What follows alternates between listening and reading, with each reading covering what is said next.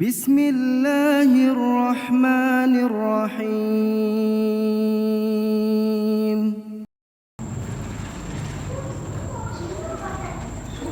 Assalamualaikum warahmatullahi wabarakatuh. Alhamdulillahi wahdah, sadaqa wa'adah, nasara 'abdahu wa 'azza jundah, wa hazama al-ahzaba wahdah.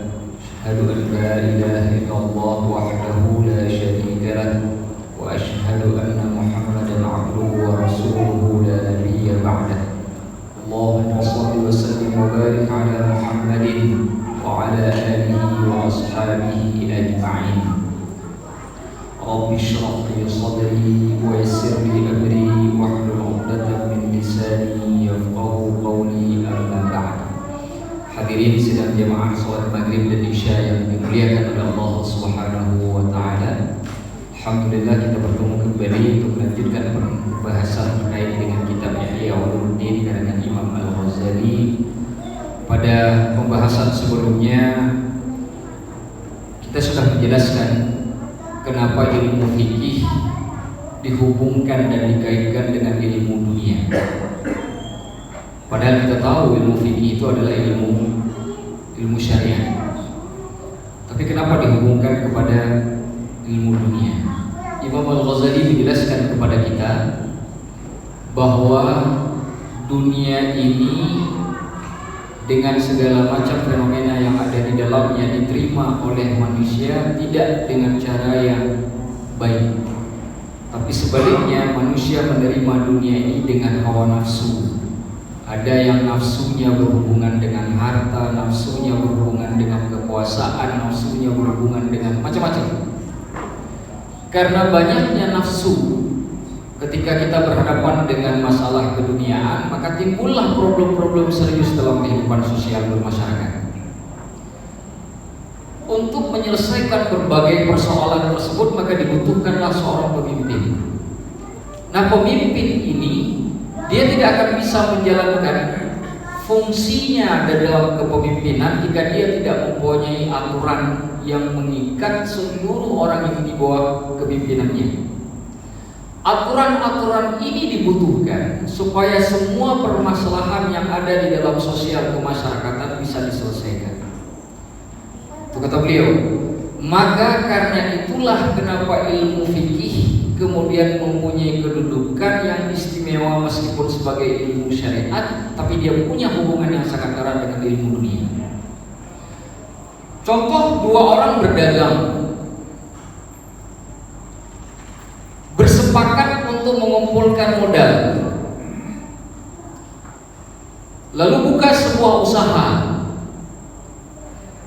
Sering kita temukan di masyarakat, kalau menguntungkan itu dua-duanya pengen untung, tapi ketika rugi semua duanya pengen yang paling sedikit rugi. Kasus ini ketika terjadi di masyarakat, maka akan timbul konflik di antara dua orang yang tadi berserikat untuk buka usaha. Maka kemudian fikih punya peran penting untuk menyelesaikan masalah tersebut. Maka lahirlah hukum yang disebut dengan hukum syirkah, hukum berserikat. Jika ada dua orang berserikat ingin buka usaha, maka dihitung untung dan ruginya berdasarkan modal, penyertaan modal dari keduanya. Katakanlah satu orang modalnya 40%, yang satunya lagi modalnya 60%.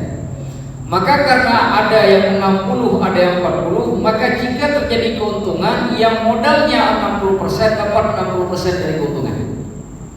Sebaliknya, jika mengalami kerugian, yang pesertaan modal 60% tadi, jika kerugian dia juga menanggung 60% dari kerugian. Sama untung sama rugi. Tidak boleh untung ingin banyak, ketika rugi pengen sedikit. Ini menimbulkan masalah. Disinilah fungsi dari fikih. Tapi nanti ada satu kasus, Ustadz, saya ingin buka usaha, tapi saya nggak punya modal.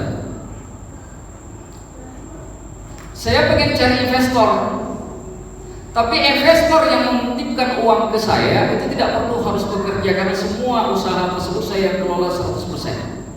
Bagaimana pembagiannya? Yang satu urusin modal, yang satu urusin usaha. Di dalam Islam ini disebut dengan mudharabah. Ada ketentuannya juga. Dua orang yang berserikat seperti ini, maka ditentukan oleh kedua belah pihak berapa persentase yang akan dibagi. Kenapa harus ada persentasenya? Karena masing-masing itu sebenarnya sudah investasi. Yang satu berinvestasi dengan harta, yang satu lagi berinvestasi dengan tenaga. Karena yang punya harta dia tidak mengelola usaha tersebut, sedangkan yang tidak punya modal dia mengelola usaha tersebut. Jadi ada ketentuan. Inilah fungsi fikih, sehingga kemudian ketika timbul masalah di dalam masyarakat menjadi mudah untuk diselesaikan. Ini fungsinya. Itu sebabnya kenapa Imam Al-Ghazali mengatakan kenapa ilmu fikih yang pada dasarnya adalah ilmu agama dihubungkan dengan ilmu dunia, ilmu umum.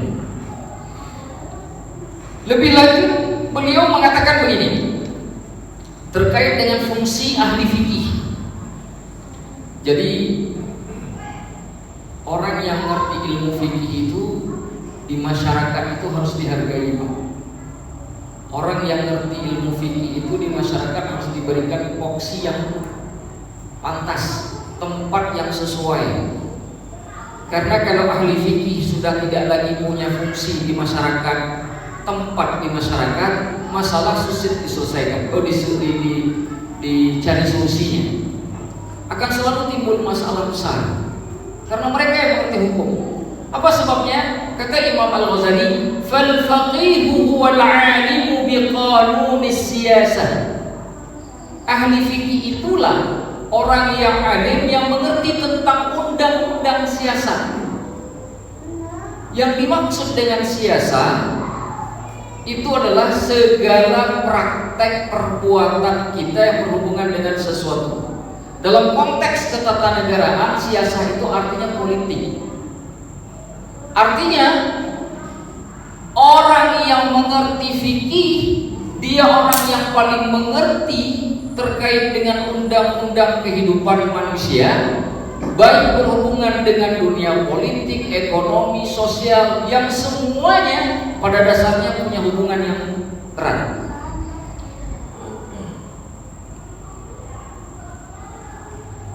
Wa tariqit tawassul bainal khalqi. Orang ahli fikih ini orang yang paling mengerti cara mengambil jalan tengah apabila timbul masalah di antara para hamba-hambanya Allah, umat-umatnya Nabi. Mereka paling mengerti cari jalan tengah. Karena fikih bukan hanya mengajarkan halal haram, fikih juga mengajarkan terkait bagaimana solusi dari masalah. Tapi satu contoh. Sebelumnya kita ada pelatihan faraid di masjid sini, Pak. Dibuat oleh Syariah Center Masjid. Jadi masjid kita alhamdulillah punya Syariah Center. Sekarang sedang pendidikan ruqyah. Sedang ada pelatihan ruqyah sekarang. Sebelumnya ada pelatihan faraid.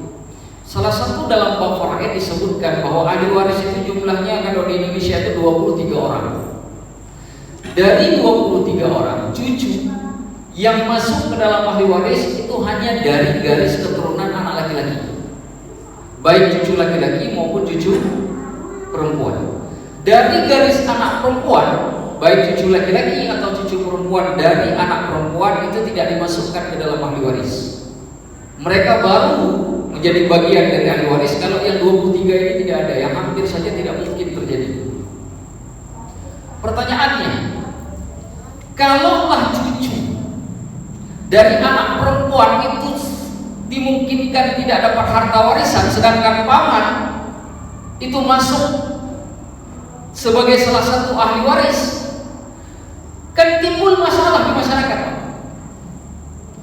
Saya ketemu sama paman saya itu setahun sekali ketika lebaran. Cucu saya itu setiap hari main di rumah saya. Masa ketika saya meninggal cucu saya dari anak perempuan tidak masuk ke ahli waris, paman malah masuk ke ahli waris? Timbul masalah. Iya, gak kuat Pak, gak sanggup. Akhirnya apa yang terjadi? Saya gak peduli dengan undang-undang itu. Pokoknya saya kasih cucu. Nah, ini yang sering terjadi di masyarakat kita. Timbul masalah. Ahli fikih, dia bukan hanya tahu halal haram, tapi dia tahu solusi. Kalau ada orang yang punya masalah begini datang ke ahli fikih, maka ahli fikih akan kasih solusinya begini.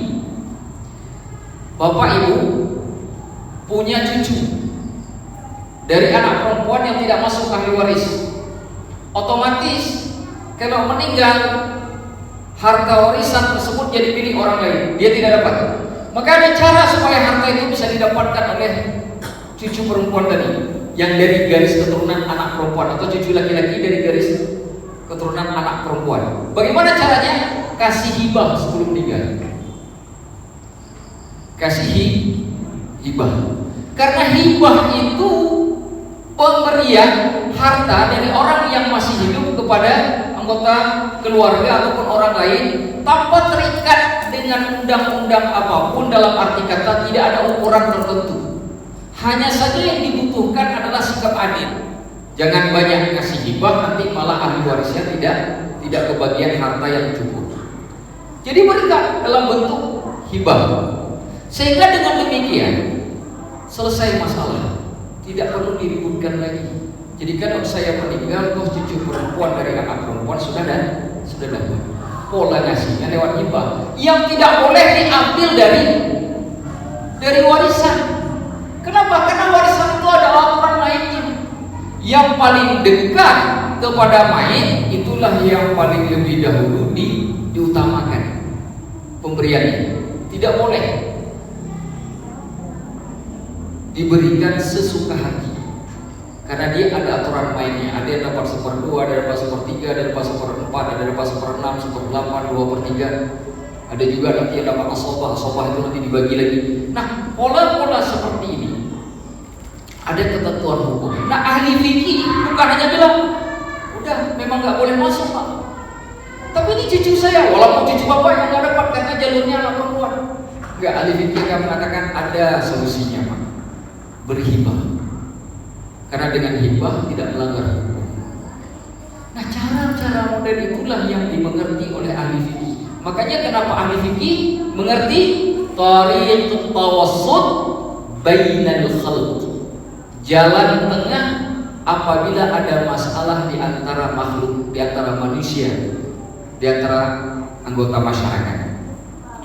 Idza tanaza'u bi hukmi syahawat, apabila mereka berselisih, orang-orang ini berselisih bi hukmi syahwat, hanya karena didasarkan kepada hukum untuk memperturutkan hawa nafsu. Orang ribut itu kan karena urusan hawa nafsu saja. Enggak selamanya orang ribut itu karena bela kebenaran, enggak. Di dalam masyarakat yang kita lihat, kebanyakan problem sosial yang terjadi itu bukan karena masalah bela kebenaran, tapi karena nafsu. Batasan tanah,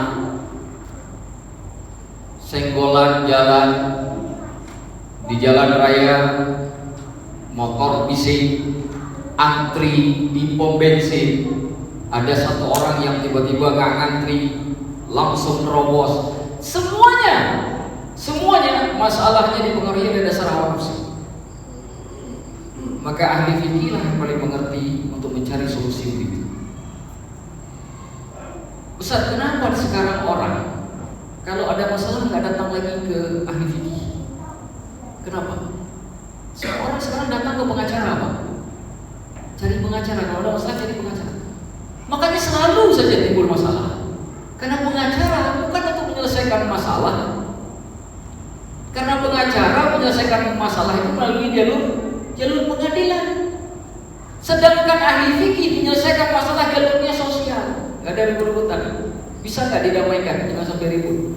Ketika kita meninggalkan ahli fikih, terus timbul masalah. Sekarang coba lihat, kalau kita buka YouTube lihat ada persoalan, semuanya berurusan dengan hukum, pasti saja antara dua orang yang berseteru ini tidak akan pernah jadi baik, Pak. Dulu sebelum nikah, satu Indonesia tahu si A mau nikah sama si B, si B mau nikah sama si A, bikin acara pesta. Oh, satu Indonesia. Begitu mau cerai, satu Indonesia juga orang tahu. Si A fitnah si B fitnah si A. Nah, itu rumahmu ditutupi oleh pintu. Kenapa pintunya sekarang dibuka sehingga seluruh Indonesia orang tahu? Engkau mau bercerai, engkau mau berpisah, gak perlu orang lain tahu. Karena itu aib keluargamu. Cukup engkau saja yang tahu. Jangan cerita di media, panggil pengacara. Pengacaranya juga ngomong. Media paling senang karena ratingnya tinggi. Dia bukan ingin cari Anda selesai masalah, bukan. Dia pengen cari uang dengan rating yang tinggi. Lalu kita disuguhi masyarakat kita oleh fenomena seperti ini. Apa yang terjadi? Timbul masalah. Anak kita nonton, istri kita nonton, cucu kita nonton. Lama-kelamaan terpengaruhlah mereka dengan budaya-budaya seperti itu. Ini yang terjadi hari ini. Apa sebabnya? Ketika ahli fikih sudah ditinggalkan, orang alim sudah ditinggalkan. Dulu Pak, di masyarakat dulu, kakek-kakek kita, ayah-ayah kita yang yang digunakan oleh masyarakat, yang dituakan oleh masyarakat, orang yang mengerti hukum agama. Di tempat saya Pak, orang yang ngerti ilmu fikih itu pintunya nggak pernah dikunci di rumahnya, 24 jam nggak pernah dikunci di rumahnya. Kenapa tidak dikunci? Karena bisa saja jam 2 malam telepon suami istri butuh ahli fikih. Bukan butuh pengacara, bukan butuh polisi, butuh ahli fikih. Maka di tempat kami, waktu saya masih kecil, orang alim fikih itu nggak pernah tutup pintu rumahnya, nggak pernah gembok. Kapan saja bisa diketok. Dan rumahnya nggak dimasukin maling, karena kalau maling coba masuk itu musuhnya satu masyarakat. Kalau di kampung itu ada orang 2000 itu musuh semua orang, musuh dia. Karena semua orang perlu kepada ahli fikih. Sekarang Pak, ahli fikih jalan di jalan misalkan, nggak ada orang peduli. Di tempat kami, ketika ada orang alim fikih lagi jalan, semua orang berhenti. Kenapa berhenti? Untuk menunjukkan maqam beliau, untuk menghormati maqam beliau. Karena tanpa orang-orang seperti itu, ada banyak masalah dalam dunia sosial. Ini yang terjadi hari ini. Makanya jangan heran kalau di banyak tempat kita lihat di satu kampung, di satu kecamatan belum tentu ada ahli fikih, belum tentu ada ahli hukumnya. Maksud saya, kalau ada masalah sosial, selesaikan dengan hukum agama terlebih dahulu. Karena hukum agama bukan diselesaikan pertama sekali dengan vonis, tapi dengan perdamaian, mencari solusi. Karena ahli fikih disebutkan di sini adalah orang yang bisa mencari tariqut tawassut bainal khalqi idza tanaza'u bi hukmi syahwat. Orang yang paling pintar mencari jalan tengah untuk menyelesaikan permasalahan yang diperselisihkan oleh anggota masyarakat apabila mereka menuntut hukum-hukum didasarkan kepada syahwatnya masing-masing. Fakana al-faqih mu'allimus sultan. Orang yang ahli fikih, yang mengerti fikih itu gurunya para raja, gurunya pemimpin, gurunya presiden, gurunya gubernur, gurunya bupati, gurunya wali kota. Itu ahli fikih. Jangan jadikan ahli fikih di bawah mereka. Kalau menjadikan ahli fikih di bawah mereka, mesti tempat itu akan celaka. Karena guru tidak boleh di bawah murid. Guru selamanya harus di atas murid, sebagaimana orang tua harus selamanya di atas anaknya. Maka jika ahli fikih tidak lebih dihargai daripada wali kota, tidak lebih dihargai daripada bupati, daripada gubernur, daripada presiden, celaka. Karena mereka mu'allimus sultan, pengajar para raja, pengajar pemimpin, sultan, raja, orang yang paling berkuasa di tempat tersebut.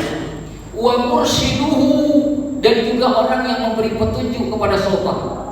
Jadi bukan hanya pengajar tapi memberi petunjuk. Ini jangan bikin kebijakan seperti ini, karena kebijakan seperti ini akan membuat rakyat yang di bawah celaka.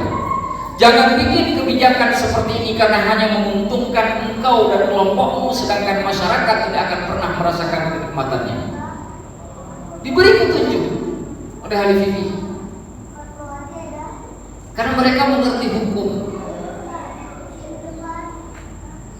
Maka penasihat dulu, kekhalifahan dulu, Khalifah Umayyah, Khulafah Abbasiyah, itu orang yang menasihati khalifah itu mesti ulama fikih. Yang jadi penasihat itu mesti para ulama. Kenapa ulama? Karena mereka lah yang paling mengerti tentang masalah hukum. Mereka lah yang berani menegur para khalifah. Mereka lah yang berani kemudian untuk berbicara langsung terkait dengan masalah kebijakan dan kebijaksanaan dalam pemutusan suatu masalah, pengambilan keputusan suatu hal yang dilakukan oleh khalifah. Mereka yang paling berani. Orang lain tidak berani. Makanya mereka posisinya mu'allimus sultan wa mursyiduh, orang yang mengajarkan para raja dan memberi petunjuk kepada mereka ila tariqi siyasatil khalqi, kepada jalan pengaturan orang-orang di bawahnya. Bagaimana cara mengatur orang, bagaimana supaya orang tidak konflik, bagaimana supaya orang tidak ribut, bagaimana sesama anggota masyarakat tidak saling chaos. Mereka diajarkan, diberi petunjuk oleh para ulama ini, yang ahli fikih ini. Wa waddihim, dan juga pengaturan mereka liyantadhima biistiqamatihim umurahum fid dunya, dan juga mengatur mereka agar kemudian dengan konsekuensi yang mereka miliki, setiap urusan masyarakat itu akan berjalan sesuai dengan aturan di dunia. PNS golongan sekian misalkan gajinya 3,5 juta. Contoh. Bisakah dia dapat dari 3,5 tersebut? Nah, diatur misalkan ada reward, ada ini, kan diberikan aturan-aturannya. Tapi terkadang ada pekerjaan, Pak. Misalkan seorang PNS, dia tidak bagus-bagus karirnya karena biasa saja, tetapi di tengah masyarakat dia saling bantu masyarakat, dia melakukan hal besar di tengah masyarakatnya. Karena riwayat yang juga berhubungan langsung dengan pekerjaannya, khalifah bisa memberikan reward secara langsung dengan menaikkan gajinya walaupun tidak berhubungan dengan pekerjaannya, tapi karena fungsinya di masyarakat. Tetapi bagaimana mungkin seorang khalifah akan punya pemikiran seperti itu, seorang pemimpin akan punya bayangan seperti itu, kalau penasehatnya nggak mengerti hal yang seperti itu? Kalau orang-orang di sekitarnya tidak mendorong pemimpin untuk berpikir tentang hal tersebut. Ketika hal seperti ini terjadi, maka masalah-masalah dalam kehidupan bermasyarakat itu tidak terlalu banyak terjadi, akan lebih mudah diatasi. Apalagi ini sebentar lagi mau pemilu, konflik, chaos sangat mudah terjadi di masyarakat sebentar lagi. Hati-hati Pak, hati-hati, jangan sampai terlibat konflik. Kita memilih pemimpin, jangan kemudian kita milih pemimpin malah kita kemudian membakar suasananya dengan api. Sesuatu yang dimulai dengan salah pasti hasilnya salah. Maka jangan kita lakukan. Hindari konflik. Jangan sampai berseteru sesama anggota masyarakat. Partai boleh berbeda, baju boleh berbeda. Ingat, sebelum baju itu kita pakai, sebelum kita masuk partai tersebut, sudah muslim terlebih dahulu. Muslim kita lebih dulu daripada kita masuk partai. Muslim kita lebih dulu daripada kita pakai pakaian yang berwarna. Jangan gara-gara partai, jangan gara-gara beda pilihan, jangan gara-gara beda warna baju, kemudian keislaman yang sudah lebih duluan ini tak lagi terlihat. Karena ketika bicara Islam ada ukhuwah Islamiyahnya, dan itu lebih duluan dibentuk oleh Nabi daripada partai. daripada pemimpin yang kita pilih hari ini. Maka memilih pemimpin kewajiban kita sebagai warga negara, tapi tidak berkonflik untuk kewajiban kita sebagai hamba Allah. Masa kita ingin jadi pemimpin warga negara yang taat, tapi kemudian bersamaan kita jadi hamba Allah yang tidak taat. Kita ingin jadi hamba Allah yang taat juga warga negara yang taat. Begitu yang benar. Maka jangan, saya berharap ini podium bisa kita gunakan untuk menyuruh masyarakat itu tidak pernah timbul masalah di masyarakat ketika menjelang hari H khususnya. Tidak ada yang ribut, tidak ada yang konflik, damai insya Allah. Jadi pesta demokrasi ini bisa kita lewati dengan cara yang semangat kebangsaan yang bagus. Wala'amri innahu muta'alliqun aidan bid-din. Sesungguhnya itu juga berhubungan dengan agama. Lakin la bi nafsihi bal biwasitati dunya. Akan tetapi hal-hal demikian itu tidaklah berhubungan secara langsung dengan sendirinya, tetapi dengan perantaraan dunia. Fa inna dunya mazra'atul akhirah. Maka sesungguhnya dunia itu adalah tempat bercocok tanam untuk akhirat. Nah, Bapak mungkin selama ini pernah dengar dari mana kalimat inna dunya mazra'atul akhirah? Itu bukan hadis, Pak.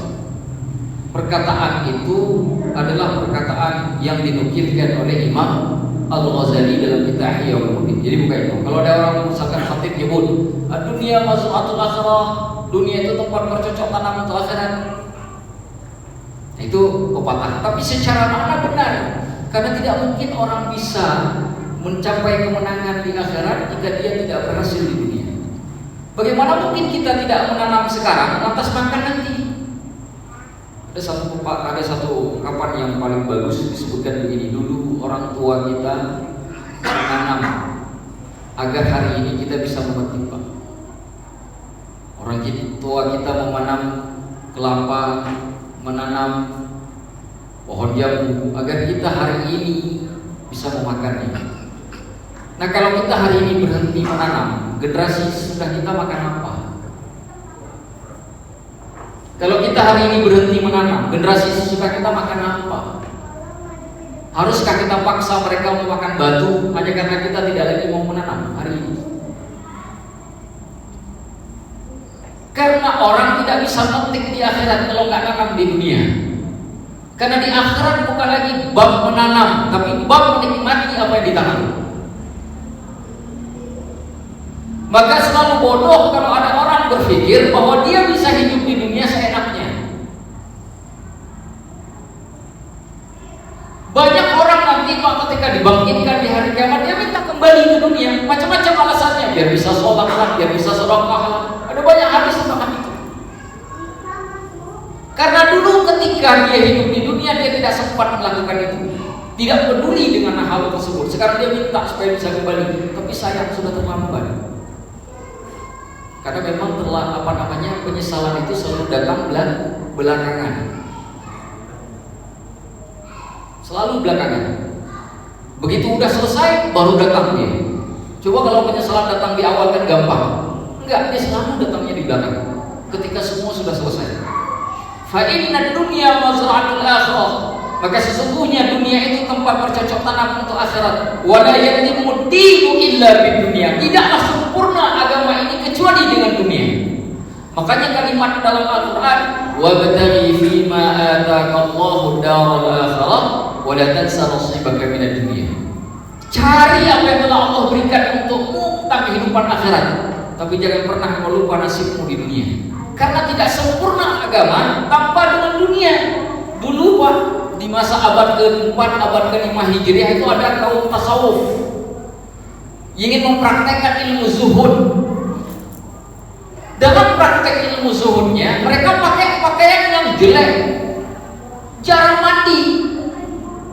Alasannya apa? Supaya tidak tersentuh dengan dunia, karena mereka sedang meninggalkan dunia. Perbuatan mereka justru dicela oleh para ulama tasawuf setingkat Imam Al-Qushairi, Abdul Malik bin Hawazin Al-Qushairi, di dalam kitabnya Ar-Risalah Al-Qushairiyah. Karena kata beliau bukan begitu zuhud. Zuhud bukan tidak pernah mandi, zuhud bukan pernah pakai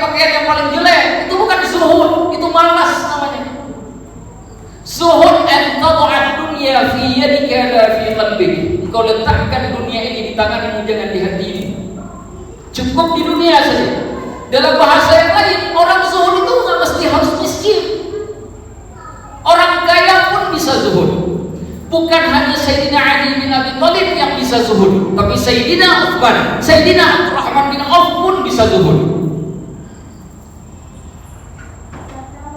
Kalau cuma pakai pakaian yang jelek bisa zuhud, berarti Utsman bin Affan, Abdurrahman bin Auf nggak pernah zuhud. Zuhud bukan begitu. Kenapa? Karena tidak akan sempurna agama tanpa dunia. Kita menyempurnakan agama itu ya dengan dunia. Maksud dengan dunia apa? Karena iman dan amal soleh itu ada di dunia, bukan di akhirat. Kan di akhirat itu hanya mempertanggungjawabkannya saja. Wal mulku wad dinu taw'aman. Kekuasaan dan agama itu adalah kembaran. Perhatikan Pak, kekuasaan dan agama kembaran. Jadi nanti yang pilih-pilih pemimpin, ingat, jangan sampai mengatakan ini urusan pemimpin bisa melihat gak ada urusan sama agama. Nih babnya. Wal mulku wad dinu taw'aman. Kekuasaan dan agama kembaran. Maka yang masuk bilik suara ketika memilih pemimpin, ingat Allah lihat apa yang kau pilih. Salah kau pilih, silakan jawabkan nanti di hadapan Allah. Karena kekuasaan dan agama taw'aman, kembar. Fadinu aslan wa sultanu harisun. Agama itu pokok dasar, sedangkan sultan, raja itu penjaganya. Agama pokok, sultan, raja itu penjaga. Wa ma la asla lahu famahdum. Yang enggak punya dasar, enggak punya pokok, mesti binasa. Wa ma la harisa lahu wa ma la asla lahu famahdum. Begitu juga orang yang enggak punya penjaga, enggak punya pokok, dia juga pasti binasa. Wa ma la harisa lahu fadai'un. Dan orang yang tidak punya penjaga pasti akan sirna. Dan apa-apa yang tidak dijaga pasti akan sirna. Dalam bahasa yang lain, agama pokok, raja penjaga. Gak punya yang pokok, binasa. Gak ada yang menjaga, sirna. Maka jangan katakan bahwa memilih pemimpin itu gak ada hubungan dengan agama. Ini dalilnya. Maka orang yang memilih pemimpin tanpa kemudian bertanggung jawab kepada Allah, maka dia sudah sirna. Dia sudah hancur, sudah binasa dari sejak awal. Karena agama dan kepemimpinan dan kekuasaan itu tidak bisa dipisahkan. Karena wala yatimud din illa bidunya. Tidaklah sempurna agama ini tanpa dunia. Wala yatimul mulku wadhabtu. Tidaklah sempurna kekuasaan dan pengaturan illa bisultan, kecuali dengan sang raja. Wa tariqut dhabti fi faslil hukumat bil fiqhi. Sedangkan cara pengaturan dalam bab masalah pemerintahan itu dilakukan dengan ilmu fikih. Maka dari sini kita tahu, dari semua yang sudah kita jelaskan, bagaimana indahnya Imam Al-Ghazali ketika menghubungkan ilmu fikih yang bagian dari ilmu syariat, ilmu agama, tapi disambungkan dengan ilmu dunia. Karena tidak mungkin kita bisa sampai akhirat kecuali melalui amal soleh yang kita lakukan di dunia. Maka kita kembali kepada satu surah yang paling indah, pendek 3 ayat, tapi sangat bernilai sekali. Ketika Allah bersumpah, wal asr, demi masa, Allah bersumpah dengan waktu, betapa pentingnya waktu, betapa pentingnya masa, betapa pentingnya menjaga kehidupan kita di dunia sebelum terlambat. Innal insana lafi khusrin. Sesungguhnya manusia sungguh benar-benar dalam kerugian. Salah satu kerugiannya jika dikaitkan dengan ayat pertama, karena tidak peduli pada masa, tidak peduli pada waktu, penyesalan selalu datang belakangan. Maka manusia selalu merugi. Tapi ada 3 golongan, kata Allah, yang tidak akan pernah merugi karena mereka peduli. Siapa 3 golongan itu? 1, illal ladzina amanu. Orang yang beriman kepada Allah, wa amilus shalihat, kemudian mengamalkan amal soleh. Mana yang diperintahkan dia kerjakan, mana yang disuruh tinggalkan dia tinggalkan. Kemudian yang ketiga, wa tawassaw bil haqqi wa tawassaw bis sabr. Orang yang saling ingat mengingatkan, dia tidak menginginkan kebaikan hanya untuk dirinya sendiri, tapi dia juga menginginkan kebaikan untuk saudaranya. Kebaikan tentang apa? Satu, kebaikan tentang kebenaran, walaupun terkadang kebenaran itu pahit. Yang kedua, sabar. Kalau kebenaran yang pahit itu sudah terjadi, maka kita diperintahkan untuk bersabar. Bukankah Allah berfirman di dalam Al-Quran, ya ayyuhalladzina amanu ista'inu bis-sabri was-shalah wa innallaha ma'as-sabirin. Mintalah pertolongan dengan sabar dan salat, sesungguhnya Allah bersama orang-orang yang sabar. Maka oleh itu Bapak yang dimuliakan oleh Allah Subhanahu wa taala, dari sini kita paham di mana hubungan antara fikih dengan kehidupan dunia. Kita juga menjadi paham kenapa fungsi ulama, di mana fungsi para pemimpin, dan apa hubungan antara keduanya. Dalam bahasa yang sangat sederhana disebutkan oleh Imam Al-Ghazali bahwa kekuasaan dan agama itu adalah kembaran yang tak bisa dipisahkan. Karena jika dipisahkan dunia dari agama, kepemimpinan dari agama, maka lahirlah apa yang dikenal dalam dunia pemikiran yang disebut dengan sekulerisme. Sekulerisme memisahkan kepemimpinan dari keagamaan, dan itu lahir di Eropa yang kemudian ditransfer ke negara-negara Islam. Dan kita tidak memandang seperti itu, dan kita mengatakan tidaklah kemudian agama ini bisa dikerjakan, agama ini bisa dipraktekkan jika kita tidak punya kepentingan dan perhatian kepada kepemimpinan. Oleh karena itu, ini penting kita cermati untuk melahirkan kembali di tengah masyarakat kita bahwa, karena sering sekali setiap ada pesta demokrasi orang mengatakan jangan bawa agama di situ. Gak ada hubungan agama dengan pesta demokrasi. Tidak benar.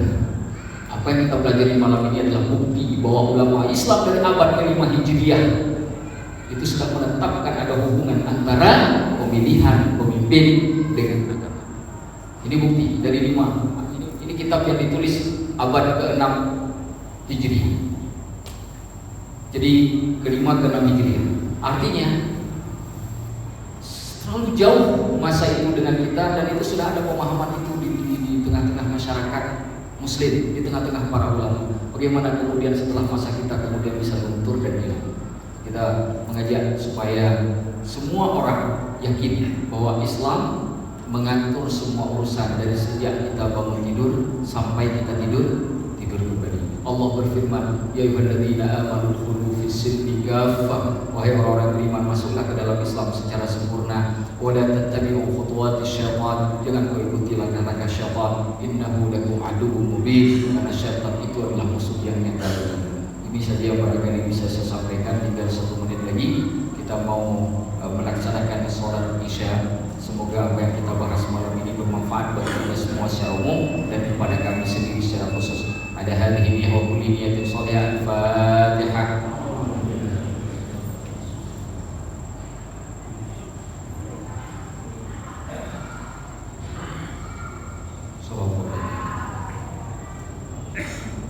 Apa yang dimuliakan oleh Allah Subhanahu wa taala, saya akhiri sampai di sini.